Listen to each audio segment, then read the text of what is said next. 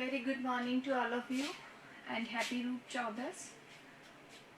देखिए, हमने chapter 17 start किया था जिसके अंदर हमने स्ट्रक्चर ह्यूमन रेस्पिरेटरी सिस्टम का inspiration expiration which is known as mechanism of respiration.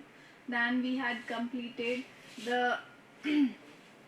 different exchange level by partial pressure। okay, जो गैसेस थे O2 CO2 उनका पार्शियल प्रेशर के अकॉर्डिंग किस तरीके से जो है एक्सचेंज होता है वो हमने स्टडी किया था। आज हम देख रहे हैं ट्रांसपोर्टेशन ऑफ गैसेस। गैसेस जो है वो किस तरीके से ट्रांसपोर्ट हो रही है, या फिर हम कह सकते हैं बाय विच मीडियम, कौन से मीडियम के थ्रू जो है ये ट्रांसपोर्ट होगी। तो देखिए मीडियम क्या है, हमारे पास दो प्रेजेंट होंगे। कौन कौन से मीडियम होते हैं, एक तो आरबीसी होगी है ना, और दूसरा क्या होगा आपका ब्लड प्लाज्मा। इन दो के थ्रू जो है वो ट्रांसपोर्टेशन होगा। तो पहली अगर मैं बात करूं ऑक्सीजन जो है वो किसके थ्रू ट्रांसपोर्ट होती है, तो आप सब जानते हो कि हीमोग्लोबिन किसके अंदर प्रेजेंट होता है, आरबीसी के अंदर। तो मेन जो है 97% ट्रांसपोर्टेशन जो है आरबीसी के थ्रू ही होता है, और रिमेनिंग 3% जो है ब्लड प्लाज्मा के थ्रू ट्रांसपोर्टेशन है। फिर है अपना CO2। तो देखो CO2 जो है वो आरबीसी के थ्रू बहुत ही कम ट्रांसपोर्ट होती है। कितनी, नियर अबाउट 20 to 25% ही जो है आरबीसी के थ्रू ट्रांसपोर्ट होगी, क्योंकि अगर आरबीसी के थ्रू ही ना तो वो क्या है कार्बोक्सी हीमोग्लोबिन बन जाएगा which is more dangerous.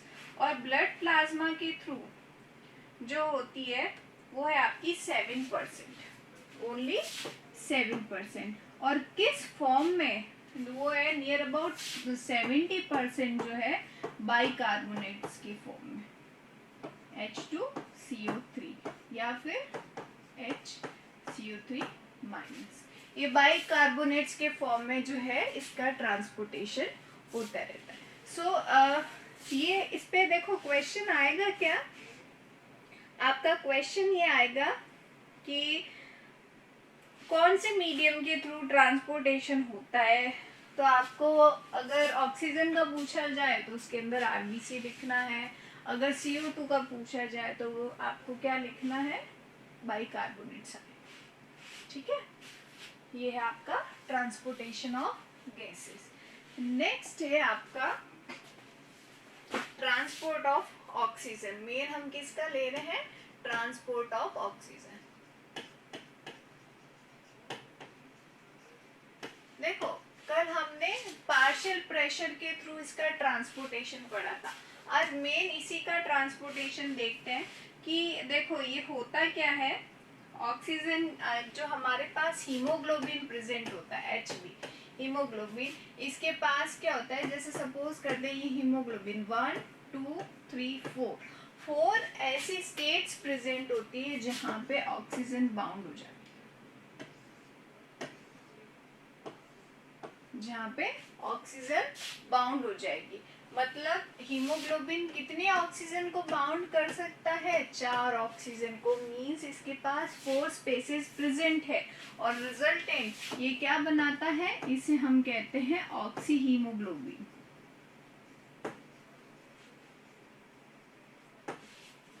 Oxy haemoglobin, और इस ऑक्सी हीमोग्लोबिन की वजह से ही जो है ऑक्सीजन कहाँ पहुंचती है, हर एक सेल के पास।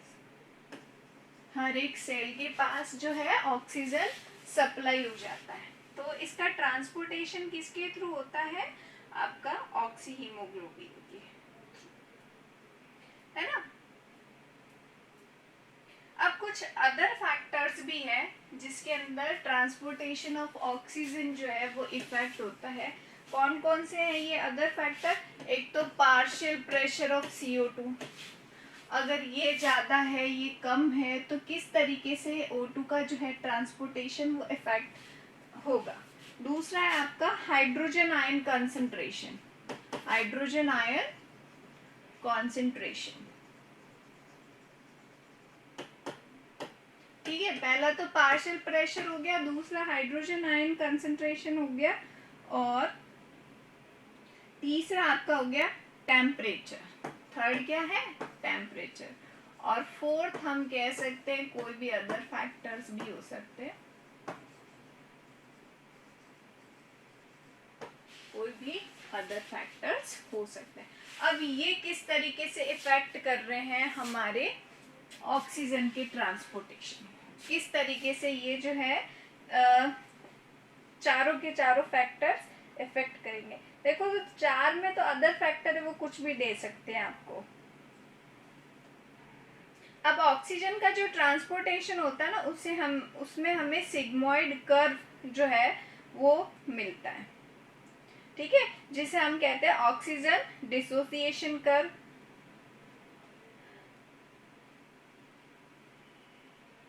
देखो इन एल्वियोलाई जहां पे क्या होगा, partial pressure of oxygen, alveoli के अंदर पार्शियल प्रेशर ऑफ ऑक्सीजन क्या होता है? हाई होता है।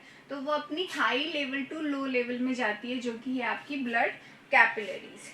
ठीक है, और अगर PO2 हाई है तो डेफिनेटली PCO2 जो है वहां पे कम होगा, पार्शियल प्रेशर क्या होगा?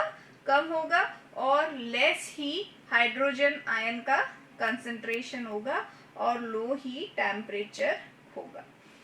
मतलब ऑक्सीजन के ट्रांसपोर्टेशन के लिए P पार्शियल प्रेशर हमें कम चाहिए, हाइड्रोजन आयन कंसंट्रेशन कम चाहिए, टेम्परेचर कम चाहिए, और अदर फैक्टर्स का मोस्टली इन्वॉल्वमेंट नहीं होना चाहिए, तब तो इसका ट्रांसपोर्टेशन प्रॉपर वे में होगा। लेकिन अगर ये ज़्यादा है तो उसके अंदर ट्रांसपोर्टेशन अच्छा नहीं होगा। अब देखो ऑक्सीजन कर्व जो है, डिसोसिएशन कर्व, वो कैसा मिलता है हमें? सिग्मॉइड कर्व मिलता है। तो partial pressure of oxygen PO2 है यहाँ पे, और इधर है percentage saturation of haemoglobin with oxygen, percentage saturation of haemoglobin with oxygen. ठीक है, तो जैसे जैसे पार्शियल प्रेशर बढ़ेगा वैसे वैसे हीमोग्लोबिन के साथ जो है ऑक्सीजन बाइंडिंग कैपेसिटी भी बढ़ती जाएगी। लेकिन ये मैक्सिमम कितनी है? 4 ऑक्सीजन को बाउंड कर सकता है। जैसे ही 4 हो गई बढ़ता चला गया। अब 4 के बाद आप चाहे कितनी भी ऑक्सीजन दे रहे हो, 5 दे रहे हो, 6 दे रहे हो, 7 दे रहे हो, कितनी भी दे रहे हो, डजंट इम्पॉर्टेंट, तो वो क्या हो जाएगा? सैचुरेटेड हो जाएगा। ये क्या है? ऑक्सीजन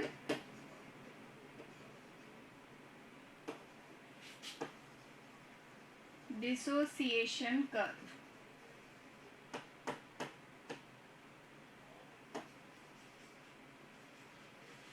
ठीक है, कौन सा ग्राफ मिलता है हमें? सिग्मॉइड शेप का। तो आपने ग्रोथ का कर्व क्या होता है? सिग्मॉइड ही होता है। तो यहाँ पे ये देखो सैचुरेटेड कंडीशन आ जाती है। अब आप चाहे कितना ही पार्शियल प्रेशर क्यों नहीं बढ़ा रहे हो, लेकिन यहाँ पे हीमोग्लोबिन जो है चारों साइड से सैचुरेट हो चुका है। अब कितने ऑक्सीजन दो, इसके पास जगह ही नहीं, तो ये कैसे बाउंड करेगा? That's why this is the constant state. तो इस तरीके से जो है हमारे ब्लड के अंदर ऑक्सीजन का ट्रांसपोर्टेशन होता है। ठीक है, और ये क्लियरली इंडिकेट्स है कि ऑक्सीजन जो है वो हीमोग्लोबिन के साथ बाउंड हो जाता है। ठीक है, in every 100 ml of oxygenated blood can deliver around 5 ml of oxygen to the tissue under normal physiological condition.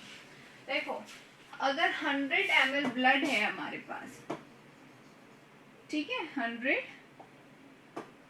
ml blood है, तो उसमें से 5 ml ये कौन सा है? ऑक्सीजनेटेड ब्लड है, तो 5 ml वो ट्रांसफर कर देता है टिश्यू। ये चीज आपको ध्यान में रखनी है। Now second, transportation of CO2।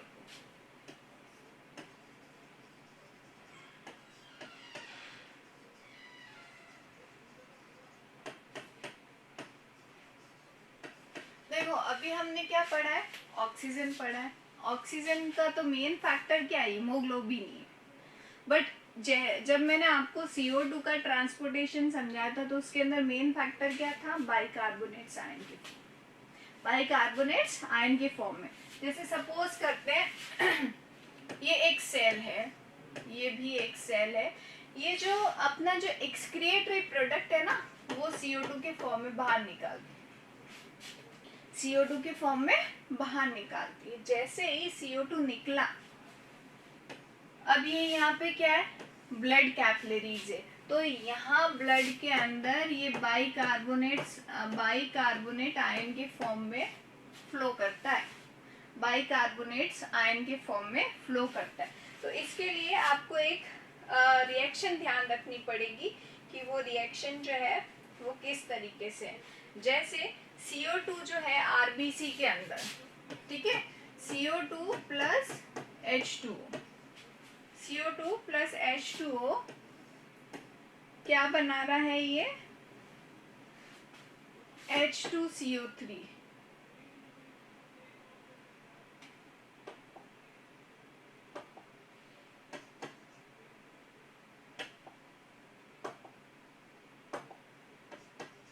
H2CO3 जो कि क्या है, bicarbonate enzyme.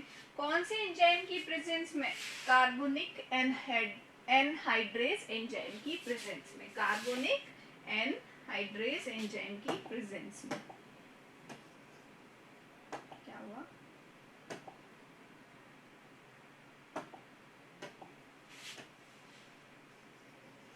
Carbonic anhydrase enzyme की प्रेजेंस, ठीक है ना। देन अगेन ये इरिवर्सिबल प्रोसेस है और ये किस में, HCO3 plus H plus ion में कन्वर्ट हो जाएगा, ठीक है। ये रिएक्शन आपको ध्यान में रखनी है। और ये भी क्या है आपका,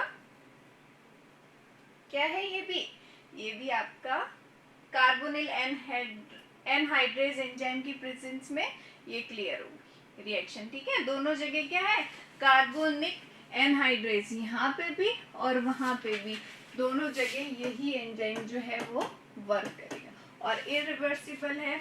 जैसे ही ये ब्लड के अंदर आ गई, अब ब्लड के अंदर कौन से फॉर्म में फ्लो होता है, ये इस फॉर्म में। ये कहाँ पे गया है, ये गया आपके एल्वियोलाई के पास, ठीक है। एल्वियोलाई के पास आते हैं, इसके अंदर ब्रेक डाउन हो जाता है और H प्लस फिर निकल जाते हैं और CO2 जो है एल्वियोलाई में आ जाता है और एल्वियोलाई से बाहर की तरफ आ जाता है। अब देखो, अगर ये एंजाइम नहीं हो ना, कार्बोनेट एनहाइड्रेज एंजाइम नहीं हो तो बहुत ही धीरे धीरे ये रिएक्शन होती है, ठीक है। और जैसे ही अगर ये एंजाइम आ जाए तो 10 मिलियंस टाइम रिएक्शन की स्पीड बढ़ जाती है। How many millions time, 10 millions time जो है इसकी रिएक्शन बढ़ जाती है। और finally we will get the H plus ion and carbonate ion. और जैसे ही एल्वियोलाई की सरफेस पे आएगा, यहाँ से फिर CO2 निकल जाएगा और ये OH वापस इसके साथ मिल जाएंगे, H2 बन जाएगा और CO2 एल्वियोलाई के पास आके हम एक्सपिरेशन के थ्रू उसको बाहर निकालेंगे, ठीक है। और किसके थ्रू बन रहा है ये बनता है कार्बेमिनो हीमोग्लोबिन, ठीक है। मतलब CO2 जब हीमोग्लोबिन से बाउंड होती है तो उसे हम क्या कहते हैं, carbamino haemoglobin,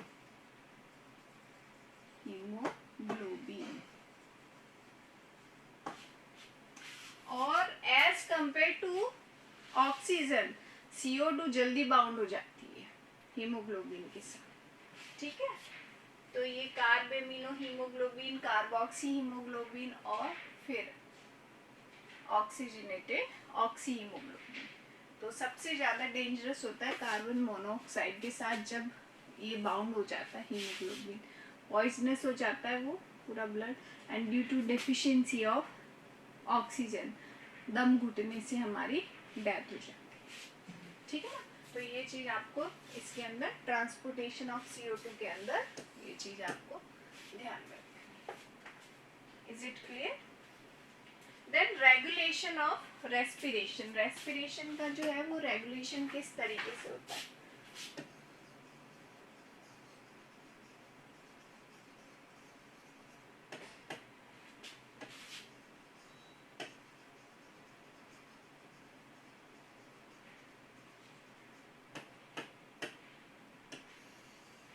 regulation of respiration, तो देखो इसके अंदर क्या है,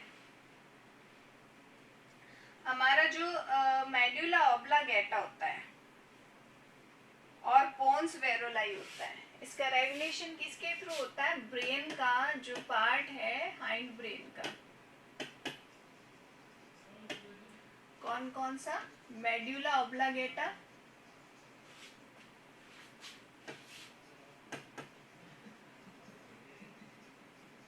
और पोन्स वेरोलाई, ये दो पार्ट है। तो इनके अंदर ना डिफरेंट डिफरेंट जो है वो सेंटर्स प्रेजेंट होते हैं। There are different different centres. कौन कौन से सेंटर्स है? देखिए मेडुला ऑब्लांगेटा के अंदर तो रिथमिक सेंटर प्रेजेंट होता है पहला,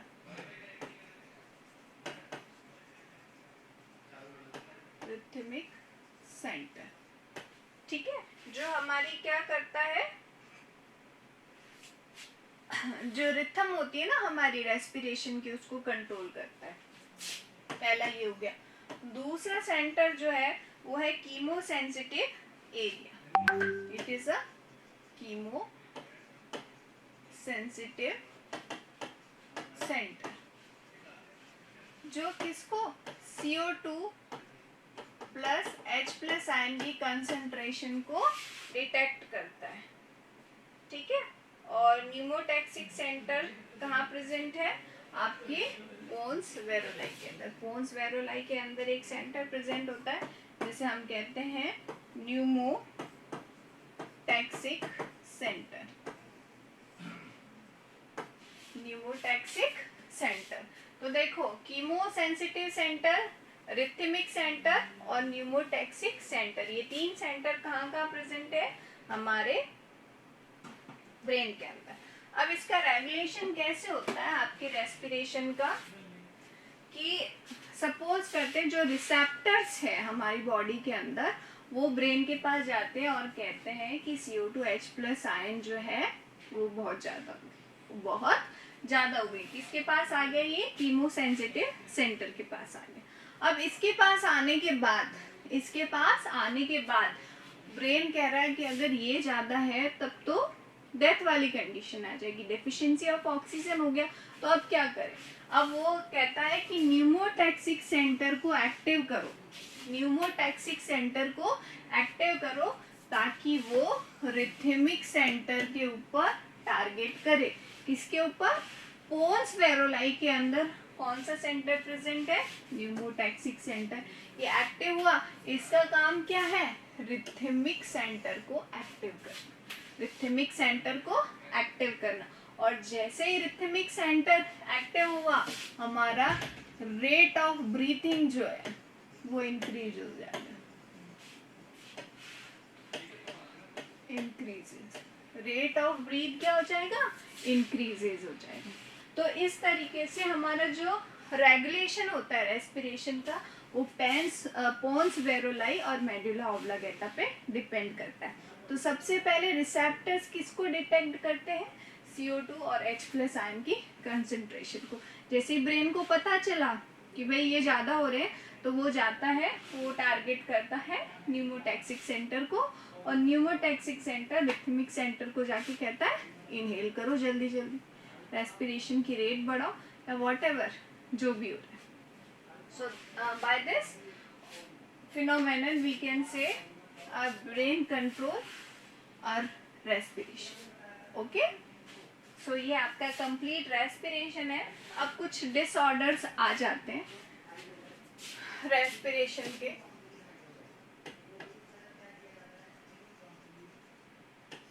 कौन कौन से डिसऑर्डर्स हैं वो, जैसे पहला है आपका अस्थमा। मैं पहले सारे नेम लिख देती हूँ, या चलो मैं समझा ही देती हूँ। अस्थमा,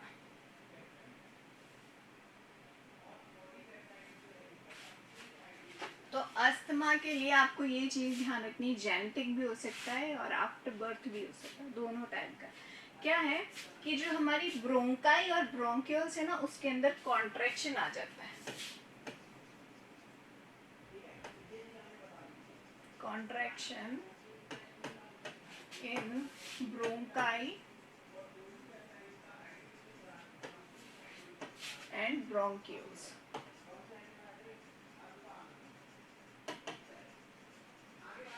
तो इसके अंदर कॉन्ट्रैक्शन मतलब जैसे ये प्रॉपर चलनी चाहिए, ये इस तरीके से कॉन्ट्रैक्टेड फॉर्म, तो एयर देखो जा नहीं पाती है लंग्स के पास, तो हमें क्या इस तरीके से हमें फीलिंग आने लग जाती है, जिसे हम कहते हैं वीजिंग, वीजिंग करना।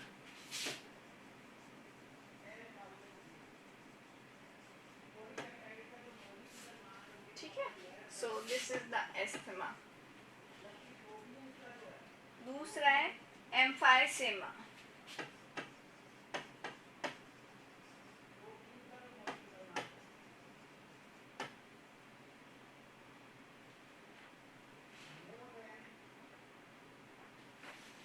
एम्फाइसेमा, ये देखो ये क्रॉनिक डिजीज के अंदर आता है, मतलब थोड़ी हार्मफुल है। इसके अंदर जैसे ये एल्वियोलाई है तो फट जाती है, ठीक है। किसकी वजह से होता है?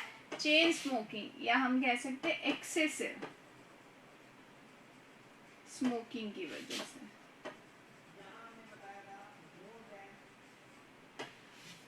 आपका एम्फाइसीमा जो है वो होता है। थर्ड डिसऑर्डर है occupational respiratory disorders. Occupational respiratory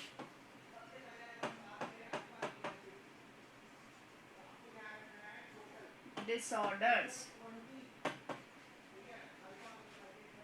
जैसे इसमें एक आएगी ब्लैक लंग डिजीज, काले हो गए फेफड़े। किस वजह से हुआ? कोल माइन में जो काम करते हैं या फिर स्टोन माइन के अंदर जो काम करते हैं, तो वो डस्ट पार्टिकल्स गए अंदर, एल्वियोलाई के साथ फ्रिक्शन हुआ, वो फट गई, फेफड़ों में पानी भर गया। निमोनिया भी सम टाइम्स बहुत ज़्यादा सीवियर हो जाता है, जैसे अभी कोरोना चला हुआ ना, लंग कॉज किया उसने। मेन इफेक्ट कौन सा ऑर्गन हुआ हमारा? लंग। म्यूकस बहुत ज़्यादा डिपॉजिट हो गया, तो लैक ऑफ ऑक्सीजन, तड़प तड़प के लोग उसके अंदर डेथ हो जाती है। तो ये कुछ भी हो सकता है। उनका पेशा क्या है, उनका एक्चुअली वो काम क्या करते हैं, उसके अकॉर्डिंग, इसलिए इसको क्या नाम दिया गया है? Occupational respiratory disorder. ठीक है, this is known as occupational respiratory disorder. So by this we had completed this chapter, and after that we will solve the question answers of this chapter. Okay then, bye.